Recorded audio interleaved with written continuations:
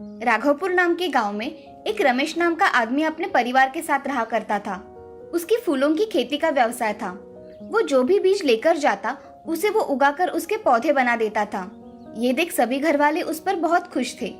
एक दिन रमेश का मित्र समर वहां आता है और रमेश से, रमेश, इस साल भी तुमने फूलों की खेती की है। इस साल तुमने नया क्या लगाया है खेती में? मैंने इस साल ट्यूलिप्स के भी फूल लगाए हैं। देखते हैं कैसे आते हैं। मेरे हाथ से कोई बीज लगाया और उसे फूल नहीं आया, ऐसा कभी हुआ है क्या? हाँ, ये बात तो सच है रमेश, तुम्हारे हाथ में जादू है। अच्छा, ये लो, मैंने तुम्हारे लिए कुछ अलग फूलों के बीज लेकर आया हूँ। धन्यवाद समर, तुम सच में मेरे दोस्त हो। ऐसा कहकर समर कुछ काम से वहां से चला जाता है। कुछ समय बाद रमेश वो बीज अपने खेत में लगा देता है और कुछ महीनों बाद उसे बहुत सुंदर गुलाब के फूल आते हैं। उसे देख रमेश बहुत खुश हो जाता है। वो गुलाब के फूल अलग अलग रंग के थे। उसे देखकर बहुत से लोग फूल लेने के लिए आया करते थे। ये देख उस गांव का साहूकार मोहनलाल मन में, ये रमेश तो बहुत ही तरक्की कर रहा है। छोटी सी खेती लेकर आज कितने अच्छे दाम में फूल बेच रहा है। इसका ना कुछ करना ही पड़ेगा। ऐसा मन में सोचकर साहूकार रमेश के खेत के पास चला जाता है। तभी साहूकार मोहनलाल रमेश से, अरे रमेश, कैसे हो?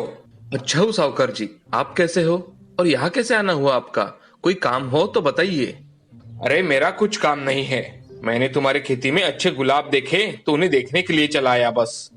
आइए ना साहूकार जी, मैं आपको अलग अलग फूल दिखाता हूँ। अरे रमेश, ये तो बहुत अच्छे प्रकार के अलग अलग गुलाब के फूल है तुम्हारे खेत में। मैंने तो अभी तक इतने अच्छे फूल कभी तक देखे ही नहीं। आपको अगर कुछ फूल चाहिए तो आप ले सकते हो साहूकार जी। जरूरत पड़ने पर मैं तुम्हारे खेत से ही फूल लेकर जाऊंगा रमेश। मैं कल दूसरे गांव गया था, मुझे वहां भी अलग अलग फूलों के बीज मिले हैं तो मैं लेकर आया हूँ। तुम चाहो तो मैं तुम्हें नौकरों के हाथ भिजवा देता हूँ। जी साहूकार जी, आप भेज दीजिए। आपका बहुत बहुत धन्यवाद कि आपने मेरे लिए इतना सोचा। चलो अब मैं चलता हूँ। ऐसा कहकर मोहनलाल रमेश के खेत में से चला जाता है और अपने नौकर के हाथ कुछ बीज भिजवा देता है। रमेश जी, मालिक ने ये तुम्हारे लिए कुछ बीज भिजवाए हैं, ये ले लो। अरे आओ हरिया, बैठो। अरे नहीं रमेश जी, मुझे बहुत काम है, मैं चलता हूँ। ठीक है, धन्यवाद हरिया। रमेश वो बीज की पोटली खोलकर देखता है तो उसमें सूखी हुई मछलियां होती है। साहूकार जी ने मेरे खेत में लगाने के लिए सूखी मछलियां दी है। रमेश पोटली हाथ में लिए सोचता है। तभी उसकी बीवी चेतना रमेश से, अजी, ये सूखी हुई मछली किसने दी है? ये तो किसी काम की नहीं है। ये मछलियां साहूकार जी ने दी है। उन्होंने फूलों के बीज बताकर ये मछलियां दी है मुझे। वो हमसे जलते हैं, इसलिए उन्होंने ऐसा किया। अब तो मैं इन मछलियों को भी खेत में लगाऊंगा और इसे उगाऊंगा। ऐसा कहकर रमेश खेत तैयार करने चला जाता है। उसे देख चेतना बड़ी अचरज में पड़ जाती है और मन में, अब ये क्या मछलियों की खेती करने वाले हैं क्या? हे भगवान, इन्हें थोड़ी सद्बुद्धि दे। रमेश अब उसका रहा हुआ खेत जोतकर उसमें मछलियां फेंक देता है और शाम के समय नदी के किनारे बैठ जाता है। रमेश सोच ही रहा था, तभी नदी के पास एक बूढ़ी औरत आई। बूढ़ी औरत रमेश से, बेटे, क्या हुआ? तुम चिंतित लग रहे हो। दादी, नहीं, मुझे कुछ नहीं हुआ। मैं चेहरा पहचानती हूँ, बताओ क्या समस्या है? शायद मैं तुम्हारी मदद कर पाऊँ। दादी, मैं मेरे खेत में अच्छी फूलों की खेती कर रहा था तो हमारे गांव के साहूकार मेरी तरक्की देखकर मुझसे जलता है, इसलिए उसने मुझे मेरे खेत में लगाने के लिए बीज लेकर आया। ऐसा कहकर नौकरे के हाथों सूखी मछलियां भेजी है। मैंने उसे खेत में लगा दी, मगर अब मैं मेरे खेत का क्या होगा यही सोचकर परेशान हूँ। बेटे, तुम्हारी समस्या का समाधान मेरे पास है। मैं तुम्हें ये विभूति देती हूँ, तुम ये तुम्हारे खेत में डाल दो, फिर देखो क्या चमत्कार होता है। मैं कुछ समझा नहीं दादी। तुम ये विभूति लेकर जाओ और मछली लगाए हुए खेत में डालकर आओ। कुछ महीनों बाद चमत्कार देखो। वहाँ अगर पौधे उगे तो उनकी अच्छे से देखभाल करना। ऐसा कहकर बूढ़ी औरत ने रमेश के हाथों में विभूति रख दी और वहां से चली गई। उस विभूति को देख रमेश सोचते हुए, क्या ये विभूति सच में काम करेगी? चलो, दादी ने दी है तो डालकर देखता हूँ। ऐसा सोचकर रमेश घर चला जाता है। घर जाकर चेतना और रमेश दोनों खाना खाकर सो जाते हैं। अब अगले दिन रमेश उठकर खेत में जल्दी चला जाता है और खेत में दादी ने दी हुई विभूति डाल देता है। कुछ दिन ऐसे ही बीत जाते हैं। कुछ दिनों बाद खेतों में छोटे छोटे पौधे उगकर आते हैं। वो देख रमेश बहुत खुश हो जाता है और अपनी पत्नी चेतना से, अरे ये देखो, मैंने दादी की बात मानकर इस खेत में विभूति डाल दी थी और आज देखो उस खेत में छोटे छोटे पौधे उग कर आए हैं।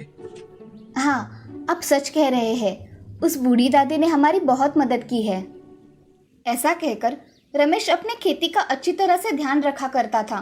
3 महीने हो जाने के बाद रमेश एक पौधा उखाड़ के देखता है। तभी उसके नीचे कुछ मछलियां लगी हुई दिखाई देती है। रमेश उन मछलियों को तोड़ने लगता है। तभी उसे महसूस होता है कि वो कोई साधारण मछली नहीं है, उसका रंग सोने जैसा है। वो उसे तोड़कर एक टोकरी में डालता है।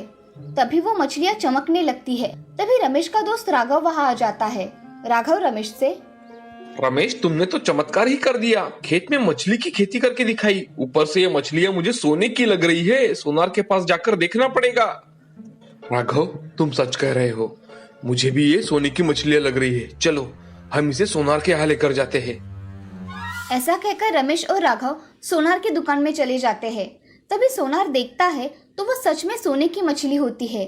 उन 4 मछलियों को बेचकर रमेश के पास बहुत पैसा आ जाता है। रमेश वो पैसे लेकर घर चला जाता है और चेतना से, चेतना, ये पैसे लो, इन्हें संभाल के रखो। इतने पैसे कहाँ से आए आपके पास? हमारे खेत में पौधों को सोने की मछलियां लगी है। एक पौधे की निकाली तो इतने पैसे आए। अब मैं जल्दी जाकर सब पौधों की मछलियां तोड़कर घर लेकर आता हूँ। हाँ, जल्दी जाइए। हाँ।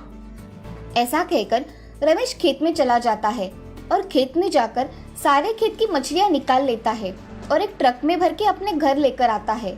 घर लाते ही रमेश अच्छा घर बनवाता है और जरूरत की कुछ चीजें खरीद लेता है। अब रमेश गांव में जरूरतमंदों की मदद कर दिया करता था। ये बात तो जैसे पूरे गांव में फैल गई और साहूकार मोहनलाल मन ही मन बहुत दुखी हुआ। वो मन में, मैंने उसका बुरा करने के हेतु ऐसा किया था, मगर उसका नसीब इतना अच्छा है कि सोने की मछलियां खेत आ गई। ऐसा सोचकर वो बहुत दुखी होता है। इधर रमेश सारे गांव वालों को कुछ पैसे बांटकर उनकी तकलीफें दूर करने की कोशिश करता है। अब मोहनलाल के दिमाग में एक अच्छा विचार आता है। वो सारे गांव वालों से कह देता है कि, सुनो गांव वालों, रमेश को मछली उगाने के बीज मैंने ही दिए थे, जिसको चाहिए वो लेकर जाओ। ऐसा कहकर मोहनलाल बहुत सारी सूखी मछली खरीद लेता है और गांव वाले भी मोहनलाल से सूखी मछली खरीदकर अपने खेतों में डालने लगे। मगर कुछ दिनों बाद खेतों में से बहुत बदबू आने लगी। एक भी पौधा नहीं उगा। अब सब लोग समझ गए थे कि मोहनलाल ने उन्हें फंसाया है। सभी लोग उसके घर पे चले जाते हैं और, अरे मोहनलाल जी, हमें हमारे पैसे वापस चाहिए। अरे क्या हुआ है, आज अचानक तुम्हें सबको पैसे चाहिए? आपने हमें फंसाया है। हमारे खेतों में एक भी पौधा नहीं आया है। बहुत बदबू आ रही है हमारे खेतों में और हमें हमारे पैसे लौटा दीजिए। मैं ऐसे कैसे आपके पैसे वापस कर दूं? फिर हम सब आपको पुलिस स्टेशन लेकर चलते हैं। मोहनलाल पुलिस का नाम सुनकर डर जाता है और, ये लीजिए आपके पैसे। सब लोग मोहनलाल से पैसे लेकर अपने घर चले जाते हैं। मोहनलाल को अब अपनी गलती का अच्छा सबक मिला था। वो फिर से कभी भी लोगों को फंसाया नहीं करता था और रमेश भी गांव वालों की मदद करता था। इस कहानी से हमें ये सीख मिलती है कि जिंदगी में कितनी भी कठिन परिस्थिति आए, उसका डटकर सामना करना चाहिए और हमेशा दूसरों की मदद करनी चाहिए।